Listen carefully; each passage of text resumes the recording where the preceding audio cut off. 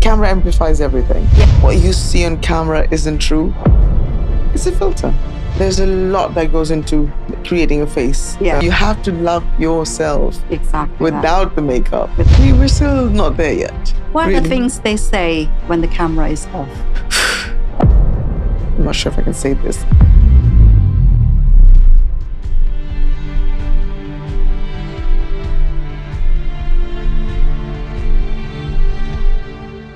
Hi, I'm Sonia. This is Real for Real. Today, I have a celebrity makeup artist with me, Ayesha Baig. She has worked with some well-known faces for decades now. Let's go behind the scenes with Ayesha Baig. Right, welcome to Real for Real, Ayesha. Thank you for having me. Thank you. Thank you so much. Right, Ayesha, you worked with so many people in their most prepared and most vulnerable state as well. What we want to know is, what is people saying before they even begin the makeup schedule? I think when people come, when it's a celebrity asking for makeup for a particular event, they already know that, they've hired somebody with experience and they're confident that I'll give them what they are looking for. They have an idea of how they want to look. And then they just don't, there's one place that they don't have to worry about, hair and makeup, costumes, because everything's been pre-planned for them. And I feel that's a good thing in a way when you hire somebody who's professional, because then they can focus on the acting and everything else that goes on that day. So I think when they come in, especially if they know, especially if they've worked with you before, they don't have to worry about the makeup, costumes, and hair side of things, which is a good thing. Whereas when it's somebody who's never worked with you before, they are a little anxious. Because on camera, it is, camera amplifies everything, whether it's insecurities or whatnot. So they want to make sure that the skin is even, they look fabulous on camera. So once that is established, then they're absolutely fine. But then that's only with somebody who hasn't worked with me before. But those who have come back confident, and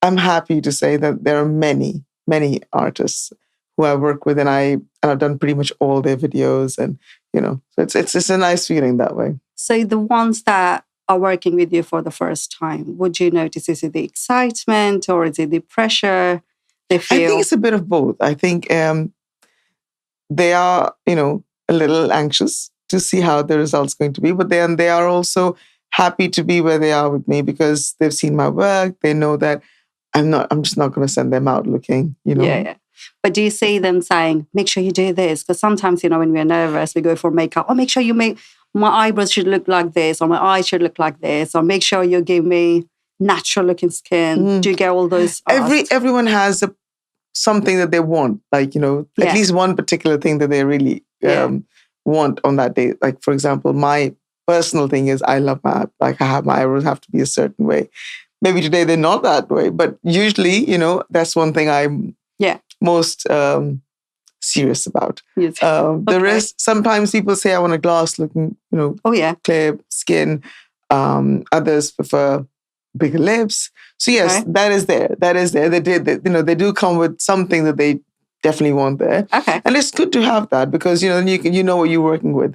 They have a certain idea of how they want to look. And then that makes my job a little easy too, because then I'm like, okay, well, this will work with you. And this will not go with, maybe the shape of the eye or the lip or whatever it might be. And they listen to you? They trust you? They do. Like, it's been a long time working with this, medium. So yes, they do. But then I do have funny stories. Like, I had a acquaintance who really wanted a particular look done, and she said, "This is." She said, "Oh, I want smoky eyes and this," and I said, "Okay, fine." So I gave her a look, took a few pictures, and she said, "Oh, I'm not sure. This is not what I was looking for. There's something. It's great, but there is something missing." And I said, "Okay, let's try something different." So I did, and after the second time, I said, "Can you show me a reference as to what you want?" She showed me a picture, and I said, "Oh, I know exactly what you want." Okay. So put your camera down. I'll take one with my camera. Pulled up my phone. I took a picture and I showed her after just putting brush on her face. And she goes, "Oh my God, this is what I wanted. What did you do?" I said, "I used a Snapchat filter." No, I used to use a Snapchat filter. Oh, She was okay. using she had seen a picture of somebody in a filter, Right. and she wanted that. So I gave, once I gave her that, she was like, oh my God, people keep tricking me with it. Like, So let me get it right. So she saw a picture that actually had a filter on. yes. And she wanted exactly that. That. So it's important. Funny you said that. I wanted to ask you anyway. So how much of social media then Very misleading. impacts Oh my God. how we want to It's live? so misleading. It is misleading. It's extremely misleading. You know when they say things like, what you see on camera isn't true? Yeah. Cannot be more real than that. Wow. It's it is very misleading. I mean, I will say this because obviously we are on camera right now. It puts 10 kg on you anyways. So I'm a lot slimmer in real life than you might see on camera. No, it's important to hear from someone like you who knows that you can tell that what's filtered or not. So you looked at the picture and you could tell it's filtered. I could tell straight away because if you look at the skin quality in a picture, if you can't see the skin, it's a filter. Wow. That's the first telltale. Because if you look at all the Snapchat or the filters that are out there, the first thing they do is make your skin look flawless. And that's what people love. They want to see the perfect image of themselves. Wow. So, yeah. I want to carry this on. So I wanted to ask you, Sure. all these videos, get ready with me, and people putting lots and lots of makeup and this layer and that layer.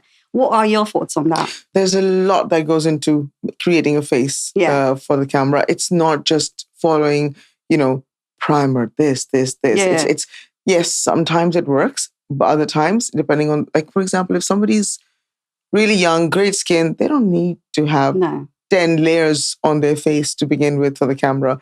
They just need a slight coverage and a bit of powder to take the shine away. That's pretty much it. Whereas somebody else might need all those steps. It's skill and practice. Yeah. A lot of practice. But then young girls, today, they get inspired by all these videos and then they want to try all that as well. What are your thoughts on that? It's one of those things. On one hand, it gives you, empowers you, you can look your best and you can improve, how you want to look and want to be perceived on camera or otherwise. On the other hand, you're giving somebody who does not know the skill or the art of it and insecurities. And then, it's almost like, how are you're not going to wake up with makeup. So you have to love yourself without the makeup to be able to enjoy yourself with makeup. Yeah. I think that's very important for young girls to know because they get so sucked into this, media and social media and makeup and everything else. They forget that they are beautiful themselves. They are, isn't it? I do think their skin or anyone's skin, and I'm just saying it as my own opinion, I think people look prettier or their skin looks better without makeup. And I say it for myself as well. You look fantastic.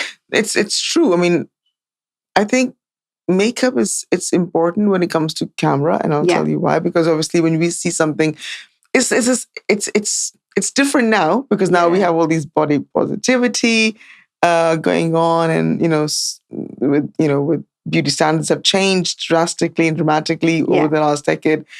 But still, on the other hand, there are standards which are never going to be changed. Whether you look at the high-end magazines, you still see the slim girl with the perfect skin, airbrushed everything. And even if there's nothing, there's no flaw there at all on her body, people will still follow those things. I mean, it is empowering to see, the standards have changed. Yeah. But at the same time, we're still not there yet. We're not there yet. No. Well, take me back to the beginning. How did you become from someone who loves makeup administrator to, make a career out of it? As much as I want to say there's no such thing as coincidence, but it just fell beautifully in my path. I'll say that. Okay. I was an administrator before. Loved my job, but a really boring job. Okay. But I loved it all the same. And I loved makeup from a very young age. I mean, as far as I can remember, I was probably 6 years old doing makeup, blue eyeshadows on my grandmother, and things that kids do, and grandmothers allow. But growing up, I was somebody who loved makeup. It was a contradiction to my own self because I was a tomboy who loved makeup. Go figure. But it was. I started doing makeup and hair makeup for my friends who were getting married or getting engaged in those days, and being 17, 18 myself, I thought that was a great thing, to do for somebody else who was looking for something but was not finding it. Because if you go back 20, 25 years easily, the look was for Pakistani makeup, bridal makeup, it's very strong, like. It still is. It is, but then, no, now standards have changed drastically, especially in the cities, have changed drastically. Whereas back in the days, it was full cake on, Really? And my friends were like, we don't want to look that way. We don't want to look white. No. And with, blusher and glitter and all the whole shebang. But so I was giving them what they wanted. And that's how I started initially. And then I got into a fashion show to do 2 dancers, and I ended up doing the whole 16 odd models. And that look was, again, full on. So from like doing natural to full on makeup. And then I got a film, and film makeup is very different from anything else that you do otherwise. Yeah. Film makeup is minimum, like you have nothing on. And then, but you look flawless and beautiful and, covered nicely. So I was learning on the job. I mean, I did learn from London College of Beauty and Therapy, but I also was learning a lot on the job. So you touched on changing standards quite a few times. Are you able to differentiate when you say standards? As in, is it the expectations have changed? Oh, expectations have definitely changed. Yeah. Definitely. I mean, one of my great examples is like I was doing makeup for a bride, and she wanted something very fresh, her skin coming through. She had a few freckles. She wanted them across, like she didn't want to hide the freckles. And at the same time, enhance the look for the camera and for the occasion itself. And I had her aunties in the room. And they were like, I want the liner there. Liner there. Like, why is the liner not there? Yeah.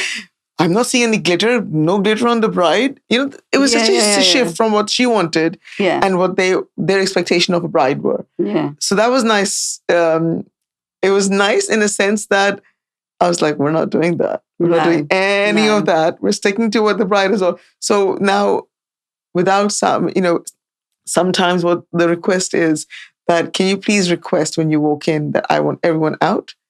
Oh, yeah. And I've heard that a lot, yeah. So it's not even my request, it's the bride's request, but I make it look like it's me. So I don't mind taking the blame for the day because it is her day, it's not my day. And I want to make sure that she looks her personal best. Yes. So that's the goal on the day. And then I find that sometimes when I work with brides especially and the trials, their request is, please give me what I want. Yeah. And I think it's important because it is their day. Yeah, it's their day. And if they want to look like no makeup look, well, that's what they should look like. That's exactly what they want. And if they want to look all caked up with glitter and everything else, well, that's how they should look. Yes. But yes, the standards have changed, and it's very refreshing to see that, and that also shows that the girls, from 30 odd years ago, the brides have changed to how, they want to be and they want to look and they want to portray their themselves as they are rather than what others want them to look like. So that's getting nice. Everybody else out of the room, I think that's very common, I'm sorry, I can't work. I need everyone outside so then I can actually, do this because you guys are making me nervous.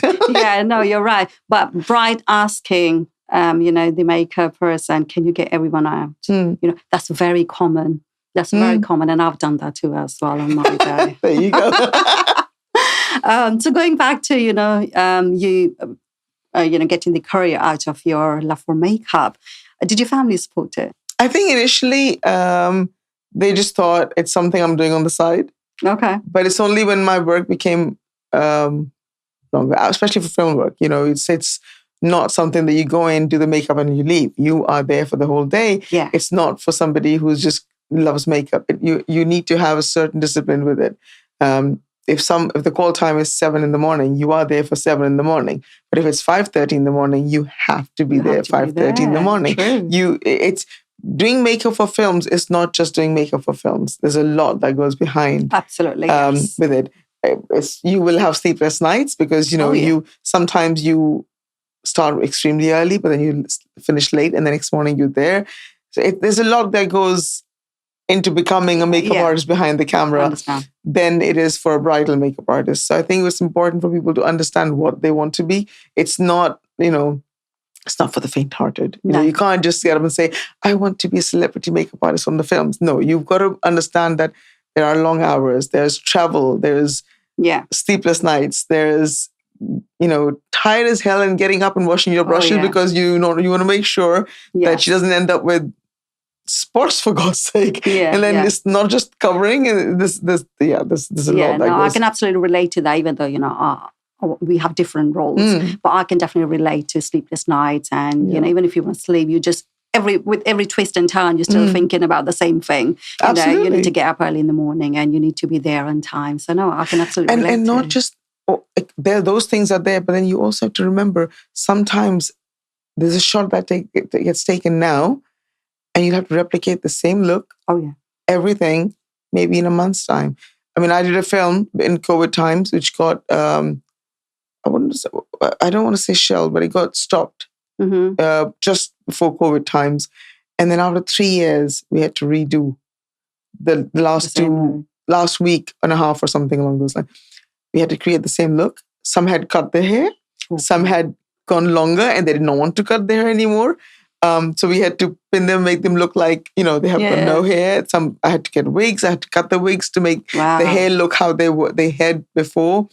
So there's, there's a lot of creativity that goes into making a film, especially, and especially if the film is, not done in a flow. That, and also if it's a period film. Yeah. I mean, my favorite is the period films because you create a look for a certain era, and it's not just that I'm creating. When I did a film where it was a normal, like today's time, but then there were two ghosts. It's not out yet. Soon. Okay. But the two ghosts are from the Victorian era. So their English is archaic, and their accent, the way they say, the way they stand, the dialogue delivery, and they have these, sideburns, and they have the mustaches, and then the whole Victorian hairstyle at the back. It's great. I mean, I can tell you enjoyed it. Oh, I loved it. We had one day just creating the look, and it was just, where I begin to use these sideburns or those mustaches. Is he going to have a beard there?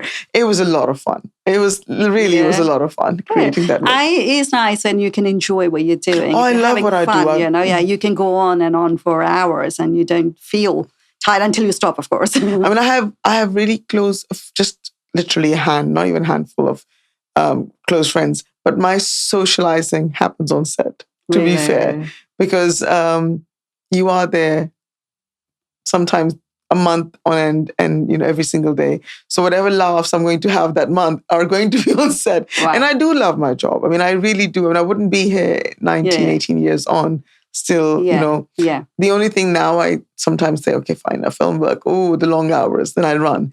Yeah. But I do love creating. Yeah. I really do. No, it's really important. Yeah, you love what you do. Yeah. You don't work a day in your life if you love what you do. Yeah, absolutely. No, I love that. Were you ever judged for your profession, like for what you do? I mean, even in my own family, everyone is like either, they're all professionals. So mine was a very relaxed in comparison job. In comparison, it was a relaxed job in a sense that I didn't have to get up and dress a certain way, like a suit or something, and go to work, or I could get up and put a hoodie on, put jeans on, and be on set.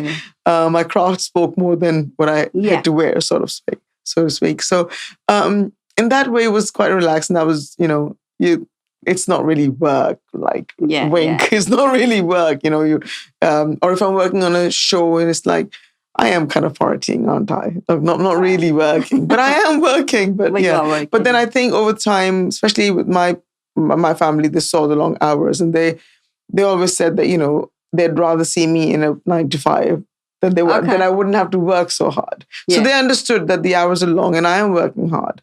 But I think any creative job, because of how your creativity matters and means a lot, they do pay you better than I feel your 9 to 5 job. I mean, I have done 9 to 5, Yeah. but I find that my pay reflects my work, if that makes any Yeah, sense. no, it absolutely does. Even though I am using my brain a lot in my 9 to 5 job, I really am, because it's also very one of those jobs where you can get things really wrong if you're not using your brain correctly. But I think when you're creative or any job with service, I think it does pay you better than, Okay. yeah. Should be the other way around, really. I mean, but it is what it is. Satisfaction is really important. Oh, it is very important. Yeah. So what you do, if it brings you satisfaction, happiness, that's all that matters. It does. This as I said, if you enjoy what you do, you don't really work. So it's not, you are getting paid for something that you love. Yeah. So it's nice. And I love talking as it is. So when on sets, it's a lot easier to meet new people all the time. Mm-hmm. Sometimes you are working with the same crew, but then some people will change, along every contract. So it's nice to meet new people all the time like that. It is lovely. So, you worked with so many known faces, so many people. What's something you've noticed about how they may feel, about themselves and how they may look on camera? A lot of Indian actresses, I would say, is that they are very trained. Okay. I feel, especially like, for example, I mean, I'll give, for example, Deepika, she has come through pageants and, she's done all those modeling jobs and stuff. And they are trained how to sit, how to talk, and what side looks better on camera and things. So it's good to have that training. I think not just for actresses, I think it's for anyone who's coming into a workspace where, she is going to be, or he is going to be, I don't want to say the word judged, but when they feel they will be looked at, I think it's nice to have that. I mean, it's like, all these different apps with like speak eloquently and things like that. So it's good to be prepared. So the ones I have worked with, whether it's Deepika, whether it's Sonakshi, I feel a lot of times they are exactly who they are. But again, I will say this, that just like I am now, when I'm aware the cameras are there. So now I am, I have prepared myself to be, I know any insecurity or any flaw that is going to be there is going to be amplified under the camera. Yeah. So I am aware of that. And I think because that is their profession, and they are very focused to make sure that they look a certain way. And I think generally, I mean, with acting, yes, you can act in front of the camera, but it's nice to see that they are actually genuinely nice people behind the camera too. That's which always makes, and I think it comes across how they are generally otherwise too. Yes, anyone can have a bad day, really. But overall, I think I've just been blessed that I've only worked with nice people. What are the things they say when the camera is off? I think, that release. I think it goes with everyone. Like, like, okay, that's done. Because it doesn't matter how many times you've done it. It is still a little nerve-wracking. It is, because you are being judged by not thousands, millions of people. And what is great for them is that they can hide behind the camera and just type whatever they want to type. Yeah. And there's no judgment on them. No, it's not. Whereas there's a lot more on somebody who, who has worked hard to be where they are, and just have a tiny split second of bad moment, and that's it. They're doomed. Yes. So would you say they approach confidence and beauty in the same way as any other person would do? Yes and no. Mostly yes. But at the same time, I think they have to be so much more extra careful with what they say and how they come across. Because, again, like I said, they are being judged by millions and billions of people, especially because of social media. It's made it such a household thing. Before, like when I was younger, yes, we had TV and then we had DVDs and we would have cassettes, video cassettes, whatever. Yeah. But now it's just a phone. Yeah. One click away and you're just everywhere on social media. You So are. I think it was easier for the actresses before. Mm-hmm. Now it's, Nice I man. think, very tough. It is Yeah. very tough because, sometimes like you might be smiling for camera and the camera goes off and then you go, hmm. And that itself is like, oh my God, look at her. She's acting. Well, of course, Of the course she cameras is are acting. on, Yes. and she's under a lot of pressure. And if she sits there with like, for example, I have a habit now. How I'm not sure if I can say this, the resting bitch face, for example. Like now my resting bitch face is this. Yeah.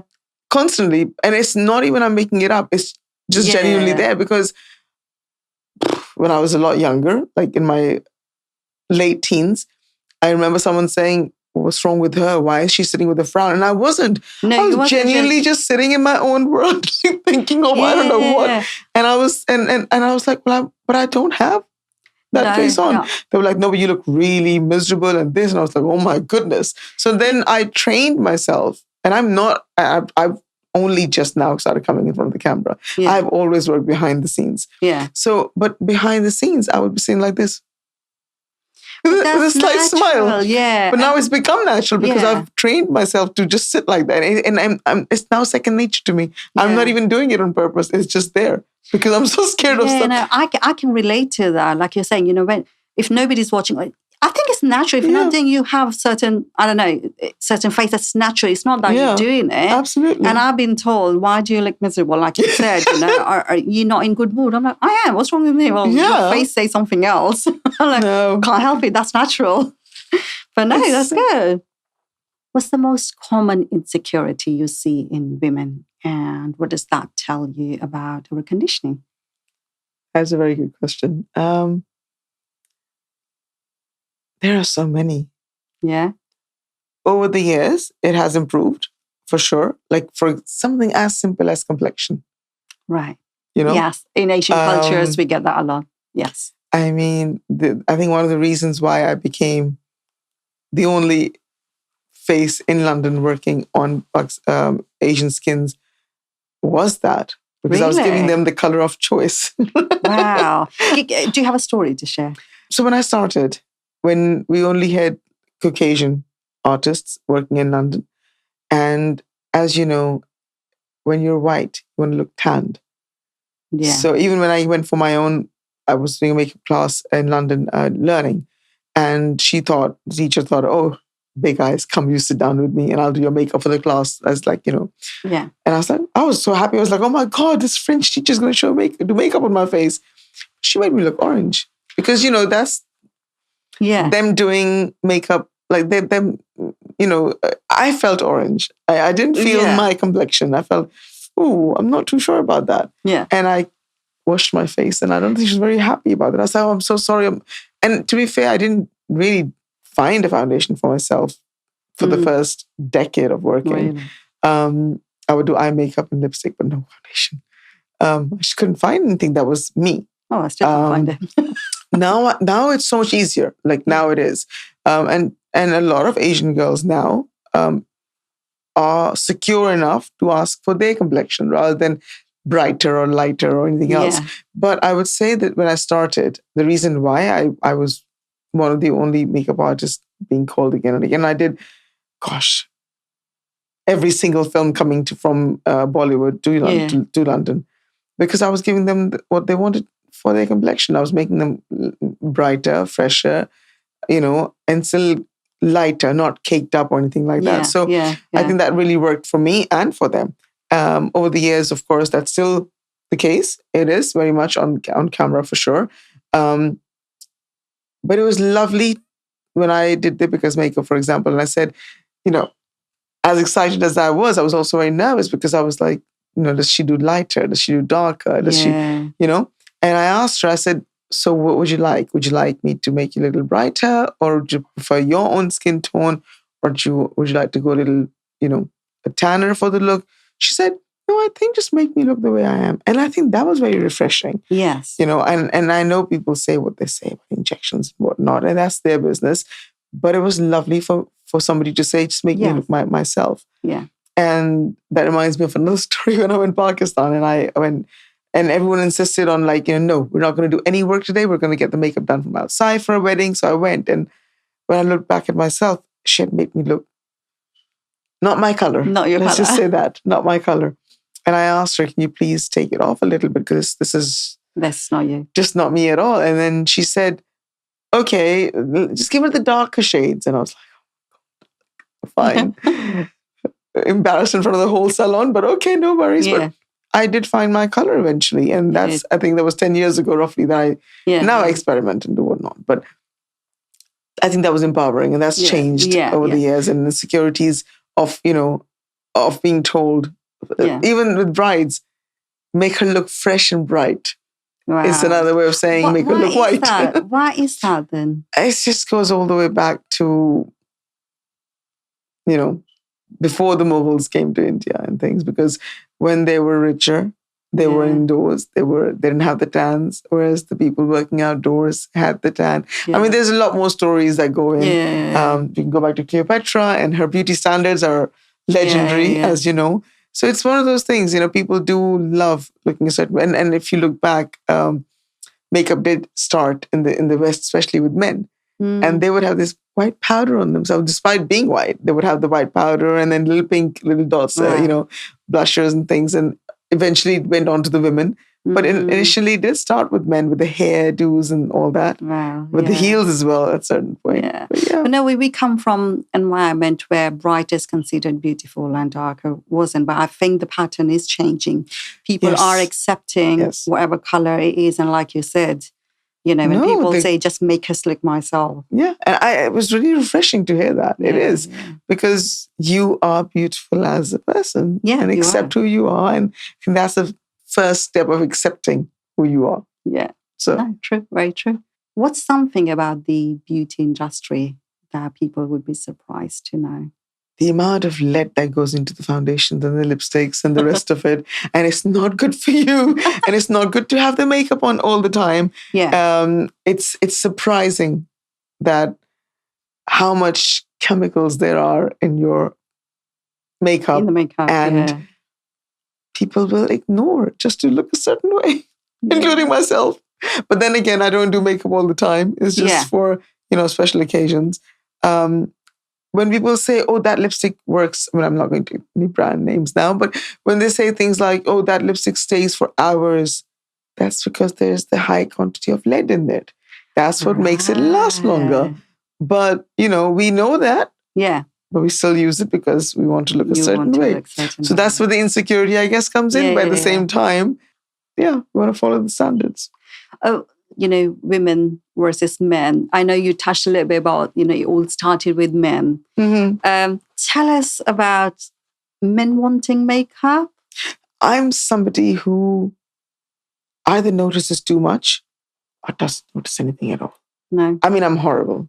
Like somebody will be wearing lenses and I would not notice it till, Oh yeah, it's hard to tell it. And not just that, like with men and concealers, I wouldn't be able to tell if somebody's wearing one unless if I'm really looking. And I've had times when my friends who I completely thought were alpha males and would say things like, oh, by the way, now that we know, I'm using this for under eyes. Do you think this is okay, or do you think I should use something else? And I'm like, you have concealer under your eyes? And they're like, just a little bit. I'm like, who recommend? I mean, this is great, but who recommended it to you? But no, it's great. I mean, I know about the guy liner, the eyeliners that they would use initially, the brown color one, so it blends in with their lashes, so it doesn't look like they've got anything on. But at the same time, the eyes pop out a little bit.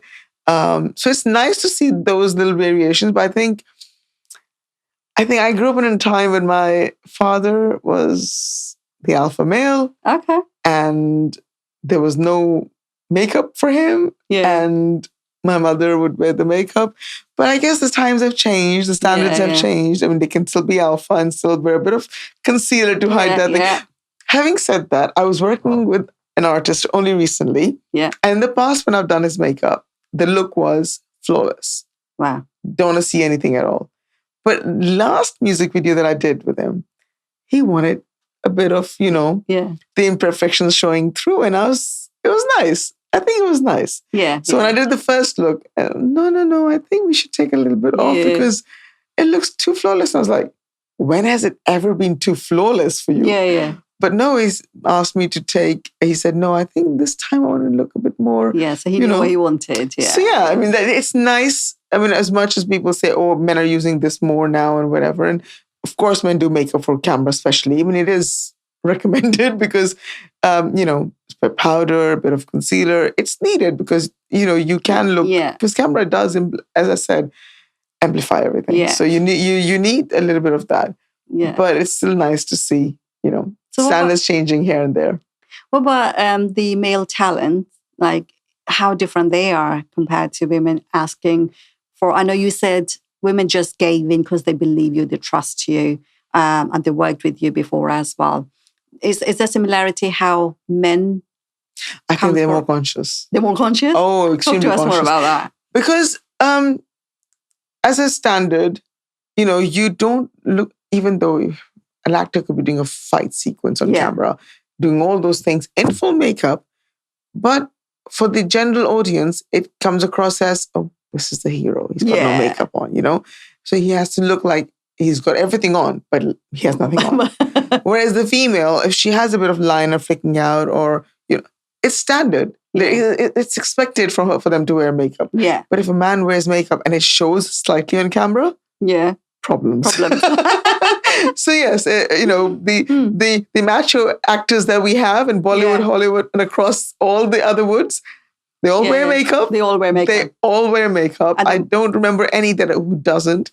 But it's just that we have to make them look more flawless and make them look like they've got nothing on at all. Yeah. Like I remember doing makeup for this particular model, and I know I was using a different foundation for him for a shoot.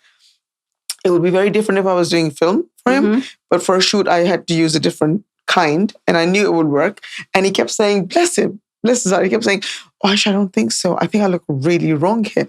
I said, just trust the process. Just trust the process. He went outside, took a few couple of pictures. He came back and said, I am so sorry. I look great right now. And I was like, I'm glad because we have to, and as a makeup artist, we have to be more careful while doing a makeup for the men because you can't make them look like they have anything on. No. They have to look natural and fabulous. So we have Hum TV Awards in London. Yeah. And it's basically a Pakistani, an equivalent of IFA Awards, but and they do it in different countries and whatnot. So they were in London last a year and a half or 2 years ago. And as much as I wanted to do all these ladies, I was left with a lot of male actors. I mean, I love them, don't get me wrong.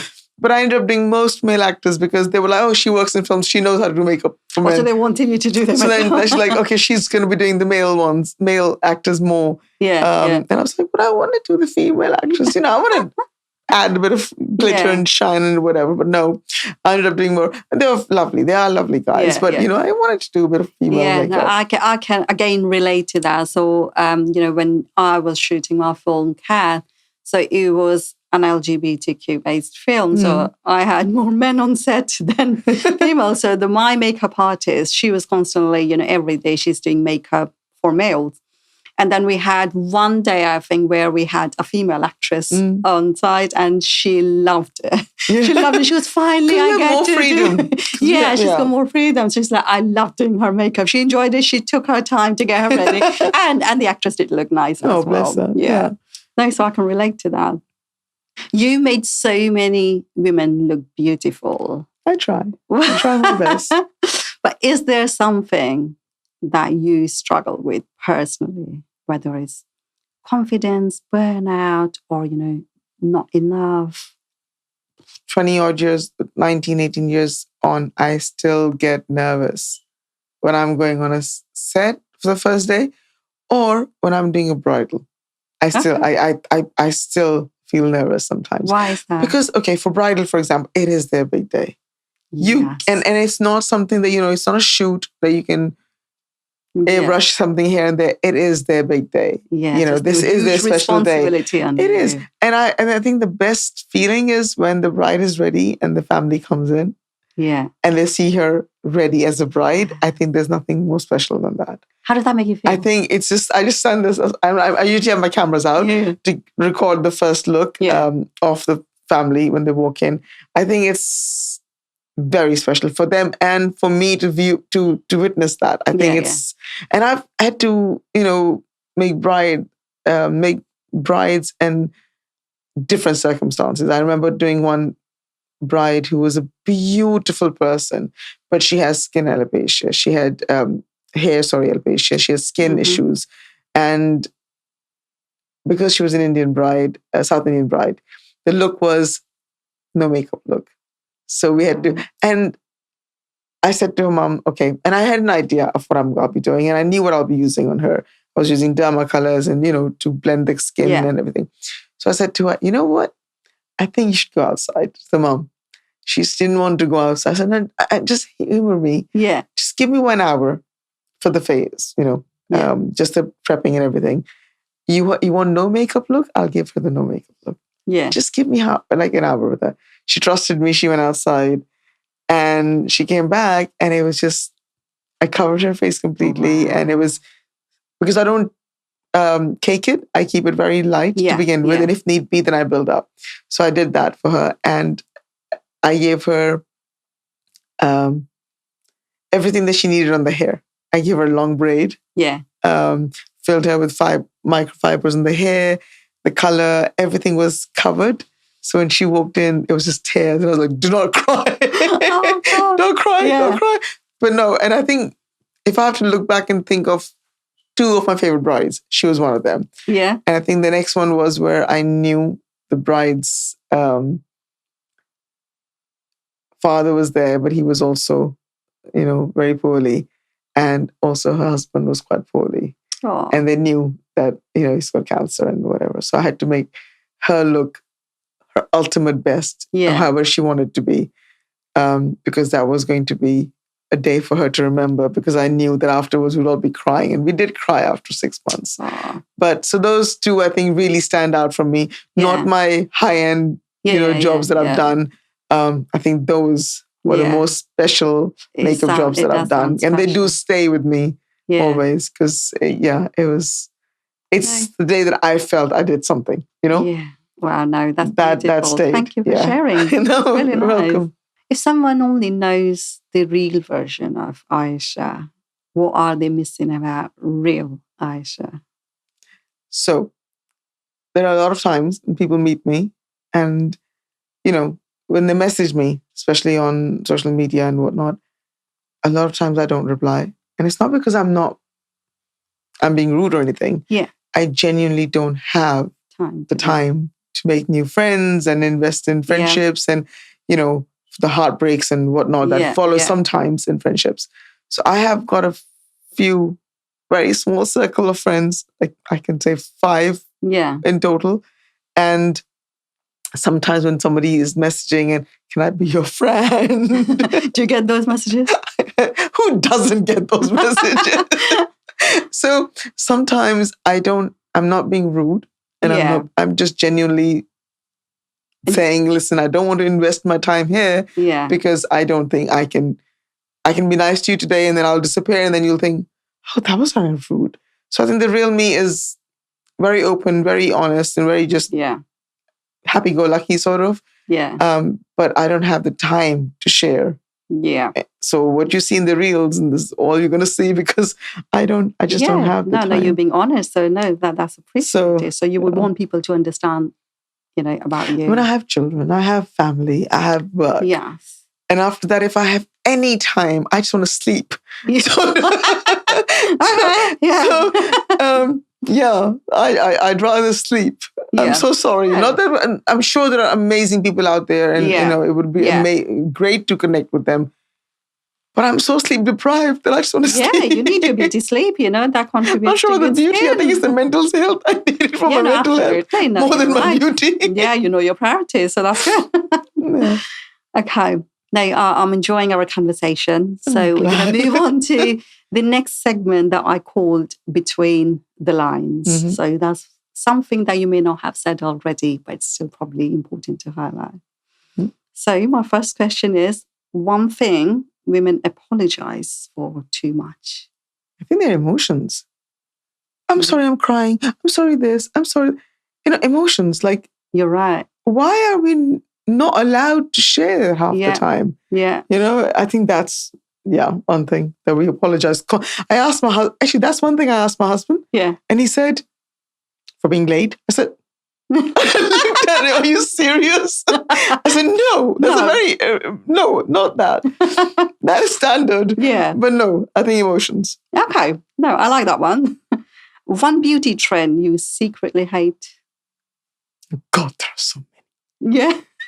Blue eyeshadows when it's not needed. Oh, yeah. I'm less scare my brides when I'm doing trials. I say things like, okay, so I'm just the eyes are shut already, so I might as well enjoy that moment because it's a trial after all, not the real day. Yeah. So I'm going to add a bit of blue eyeshadow in the corner just to bring out the blue and the brown in your eyes, and then I can see them glowing like, what is she doing? Yeah. But they trust I'm like, just trust the process. And when they open their eyes, the first thing they want to look is that where's the blue? Where's the blue there?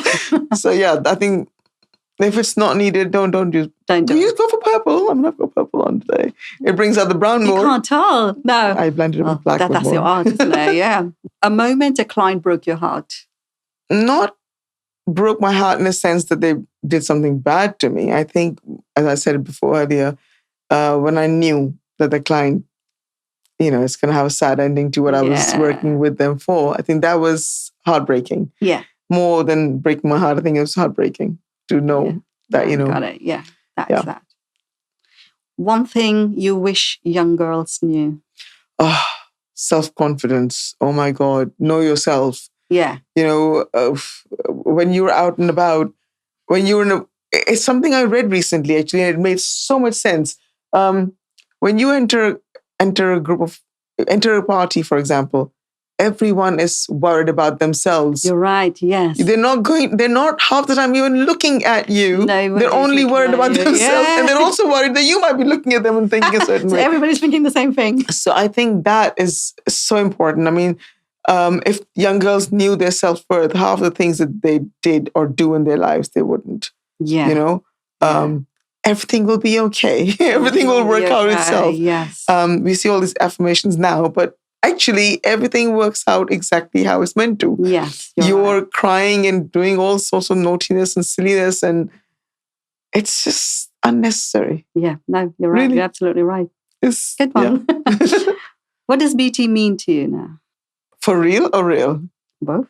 Okay. For real, flawlessness. Yeah. For real, inner beauty. How you are as a person. It just shines through the eyes. Like your eyes are twinkling right now. Oh, thank you. So, and that's important. Yeah. It's like, that's very important. Yes. Good one.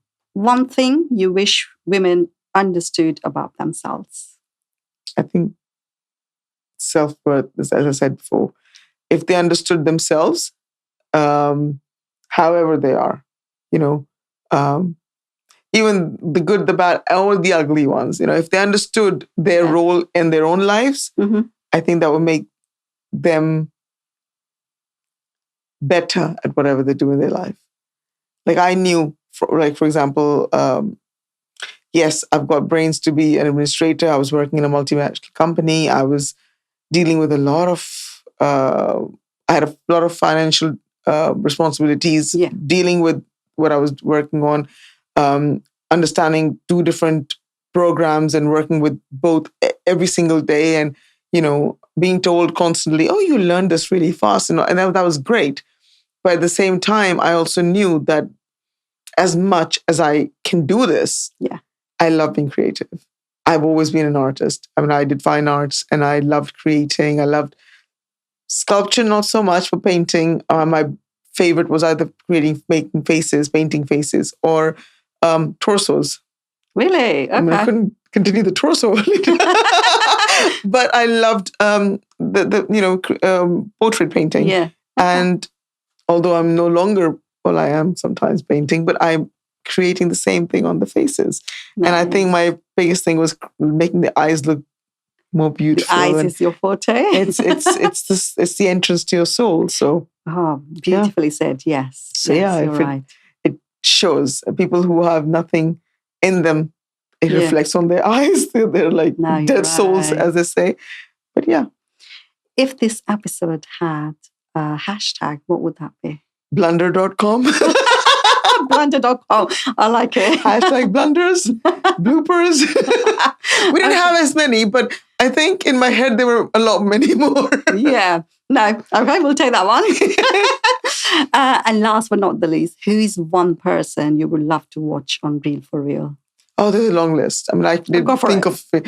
of there's Fatima Zaman. She's a counselor for conservatives. There is Ayesha. She's created like 15 blends of perfume. Then I have Saima, who does amazing skincare routines. Baig, she's done a styling book and previously. So there's a long list. It's a long list. No, I'm loving it. There's Farzana Khan. She's another counselor for Labour. And no, thank you for sharing that. No, look how those names, I might reach out to them. Yes, absolutely. So, no, thank you.